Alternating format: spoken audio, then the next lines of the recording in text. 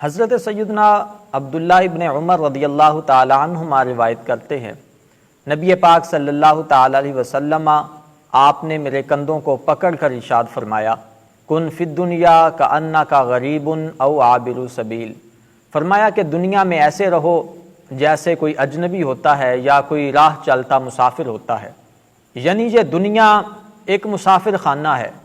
تو جو انسان بھی اس دنیا میں آئے گا وہ کل نفس ذائقۃ الموت کے تحت ایک نہ ایک دن یہ دنیا چھوڑ کر چلا جائے گا۔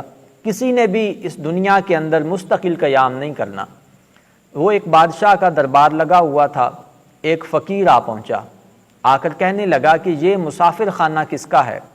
تو بادشاہ کو اس کی بات سن کر بڑا غصہ آیا، کہنے لگا کہ میرے اس عالی شان محل کو یہ فقیر ایک مسافر خانے سے تشبیہ دے رہا ہے۔ آ کر پوچھا کہ بابا جی کیا آپ کو میرا یہ محل پسند نہیں آیا جسے آپ ایک مسافر خانہ کہہ رہے ہیں؟ تو وہ فقیر کہنے لگا کہ بادشاہ یہ تیرا محل حقیقت میں ایک مسافر خانہ ہی تو ہے۔ بادشاہ نے کہا کہ بابا جی بھلا وہ کیسے؟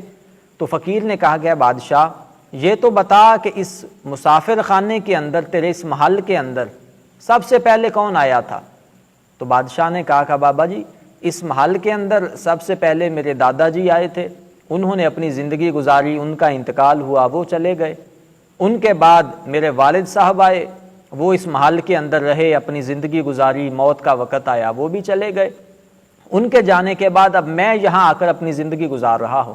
فقیر نے کہا کہ بادشاہ جب تیرا آخری وقت آ جائے گا، تو یہاں سے چلا جائے گا، پھر تیرے بعد تیری اولاد آئے گی، اس کے بعد اس کی اولاد آئے گی، تو یہ نسل در نسل اسی طرح چلتا رہے گا۔ تو پھر خود ہی بتا کہ جب اس محل کے اندر کوئی آ کر مستقل نہ ٹھہر سکا، جو آتا ہے وہ ایک نہ ایک دن چلا جاتا ہے، تو بتا پھر یہ تیرا محل مسافر خانہ نہیں تو اور کیا ہے؟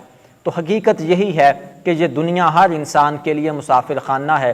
کوئی بھی یہاں مستقل قیام نہیں کرے گا، بلکہ نبی پاک صلی اللہ تعالی علیہ وسلم آپ اپنی طرف اشارہ کر کے فرمایا کرتے تھے کہ مجھے دنیا کے مال و دولت سے کوئی غرض نہیں۔